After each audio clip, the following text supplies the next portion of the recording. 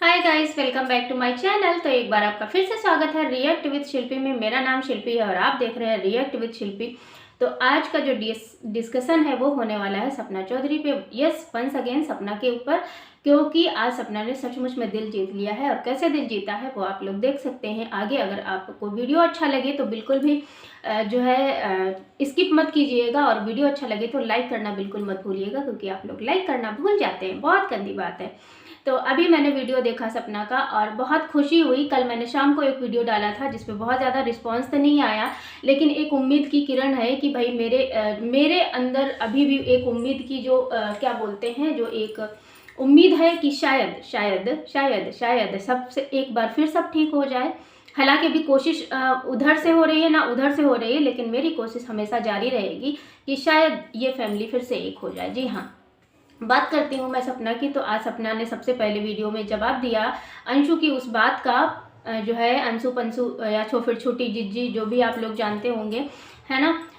तो उनका जवाब दिया उनकी बात का कि फ़ोन कहाँ पे था कहाँ पे नहीं था। सपना ने से क्लियरली ये चीज़ बोल दी है कि वो फ़ोन उस टाइम पे पहली बात तो उस टाइम पे इतनी ज़्यादा भीड़ थी वहाँ पे, और वो सपना की कंडीशन क्या हो रही थी, जिसका दूसरा हस्बैंड भी चला गया उस टाइम पे कंडीशन क्या हो रही होगी आप भी सोच सकते हैं।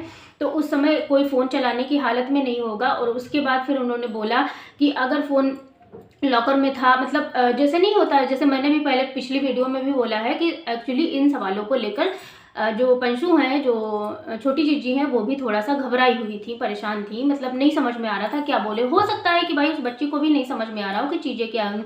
बस मामला यहाँ पे आके फंस जा रहा है कि भाई उस टाइम पे जो मैसेजेस वगैरह हैं वो सीन कैसे हो रहे थे।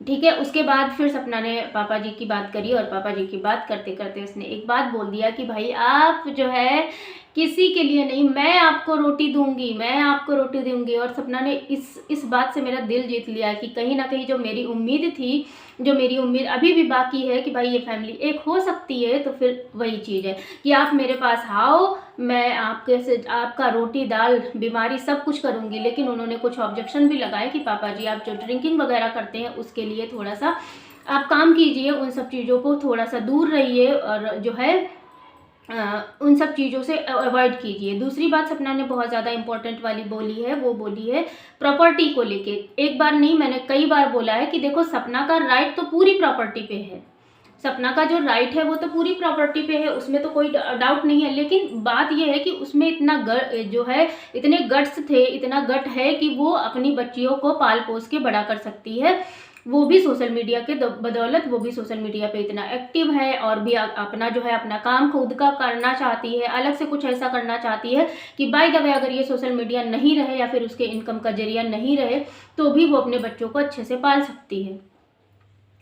इस बात का जवाब दिया। और सपना ने बोला कि अगर आपको प्रॉपर्टी दान देनी है तो आप मेरे दोनों पतियों के नाम से दान कर दीजिए, मैं खुद साइन करूंगी, मैं खुद जीत जो है जाऊंगी, मैं खुद जो है आपके साथ में वो रखूंगी। और जैसा कि पापा जी ने यानी कि अंकल जी ने बोला था कि जो है देखो जो इंसान सेवा सेवा आपकी करता है ना, वो कहते हैं नहीं कि बिना सेवा के मेवा नहीं करता, मतलब बिना मेवा के सेवा कोई नहीं करता है आज की डेट में। तो ये बात कहीं ना कहीं पापा जी को भी पता है, अंकल जी को यानी कि सपना के ससुर जी को, कि भाई ये दुनिया है, ये दुनिया बिना इसके नहीं चलती है, चाहे आप हो, हम हो, कोई भी हो।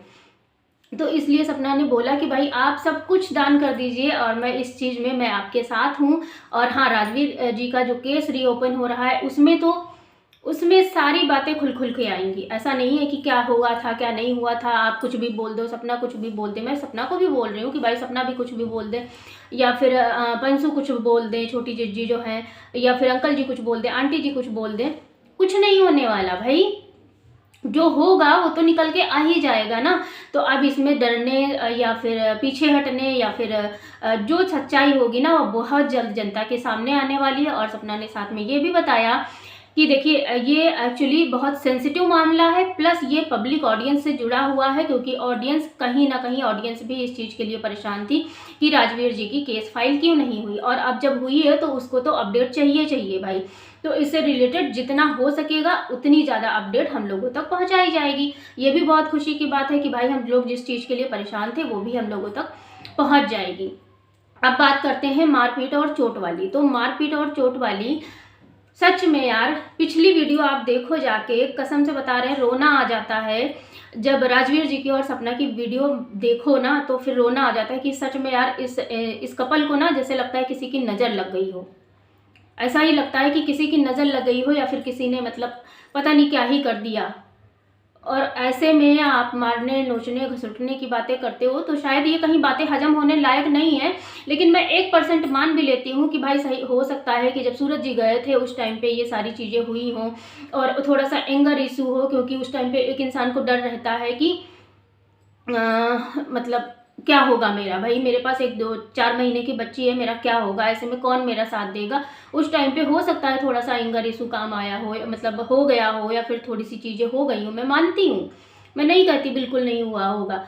लेकिन सपना ने सच में आज मतलब बहुत ज़्यादा मुझे खुशी हुई कि वो आज भी आपके लिए, वो आज भी आपको ये बता रही है कि पापा जी कोई नहीं है आपका या फिर हमारा कोई नहीं है। देखो इस और मतलब जिस प्रॉपर्टी जिस उसके लिए हो रहा है तो उसमें तो आपकी भी जान को खतरा है। मतलब सपना ने आज भी आपके लिए ही चिंता जताई है कि इस प्रॉपर्टी को ही ख़त्म कर देते हैं। अगर आपको मतलब ऐसा कुछ करना है तो ख़त्म कर दीजिए और सारी चीज़ों को जो है फिर से, मतलब मेरी जो उम्मीद है वो यहीं पे कायम रहेगी कि भाई हो सकता है कि पूरी फैमिली फिर से एक रह जाए। हो सकता है उस विला में ना रह के, उस जहाँ पे शुपरी है वहाँ पे ना रह के हम मथुरा वाले घर पे मम्मी पापा और बच्चे पोते पोतियों जिनका प्यार मिलता रहे और वो अच्छे से खुश रहें।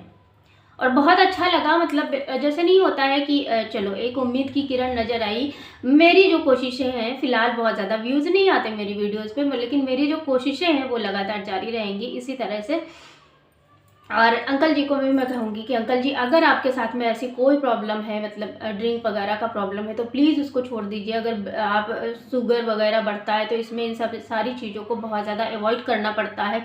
आप बच्चे नहीं हो, आप बड़ों जो है हमसे बहुत, मतलब आप मेरे पापा के एज के होगे, है ना, तो इस तरह की चीज़ें मत करिए। अपना और अपनी पोतियों का कम से कम मुँह देख लीजिए।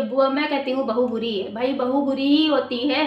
ये सोशलाइजिकल नहीं, ये पूरा यूनिवर्सल सत्य है ना। बहुत रेयर लोग होते हैं जिनकी बहुएं अच्छी होती हैं, लेकिन बहुएं इतनी बुरी नहीं होती जितना उनको प्रिटेंड कर दिया जाता है, इतना उनको बना दिया जाता है। और यहाँ पे तो ये केस मतलब पता नहीं क्यों सब लोग अपना अलग अलग ओपिनियन दे रहे हैं, सब लोग अलग अलग बात कर रहे हैं, लेकिन मेरा तो यही लगता है कि यहाँ पे एक तो एक दूसरे को ना समझने की गलती है।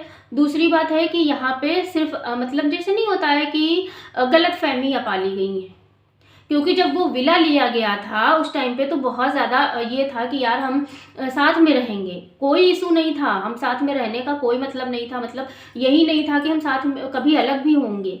लेकिन चीज़ें ऐसी बिगड़ी या फिर बिगाड़ी गई, ये सवाल मेरे को नहीं समझ में आता। इस सवाल का जवाब अगर आप किसी के पास भी हो तो प्लीज़ कमेंट करके बताइएगा, क्या ये बात सही है? क्या ये बात सही है कि मतलब बिगड़ी है? नहीं है, एक्चुअली चीज़ें बिगाड़ी गई हैं जानबूझ के। और इतनी ज़्यादा प्रॉपर्टी है, मतलब इतना प्रॉपर्टी है, पैसा है, प्लस अंकल जी की अच्छी पोस्ट पे हैं, भाई टीचर हैं, तो जाहिर सी बात है उनकी सैलरी वगैरह भी हाई हुई है। आज की डेट में सैलरी टीचिंग वगैरह की हमारे यूपी में बहुत अच्छी रिस्पेक्ट और सैलरी दोनों हैं, ठीक है।